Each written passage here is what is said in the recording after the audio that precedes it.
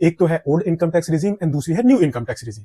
And ये वाले tax rates हैं न्यू इनकम टैक्स रिजीम के अंदर। बट क्या आपको सिर्फ इतना ही टैक्स पे करना है? Answer is no. रियलिटी में आपको इससे कहीं ज्यादा टैक्स पे करना होता है। एक तो हो गया नॉर्मल इनकम टैक्स, फिर हो गया सरचार्ज एंड तीसरा हो गया हेल्थ सेस। एंड जो हमारी इनकम टैक्स के अंदर लायबिलिटी कैलकुलेट होती है वो इन्हीं तीनों टैक्स की कंसोलिडेटेड लायबिलिटी होती है। एंड इसी की वजह से जो ये नॉर्मल टैक्स रेट्स होते हैं, रियलिटी में हम टैक्स इनसे कहीं ज्यादा पे करते हैं। 0 से 3 लाख रुपए तक की इनकम पर कोई भी टैक्स नहीं देना।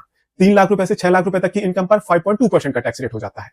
6 लाख रुपए से 9 लाख रुपए तक की इनकम पर 10.4% का टैक्स रेट हो जाता है। 9 लाख रुपए से 12 लाख रुपए तक की इनकम पर 15.6% का टैक्स रेट हो जाता है। 12 लाख से 15 लाख रुपए तक की इनकम पर 20.8% का टैक्स रेट हो जाता है।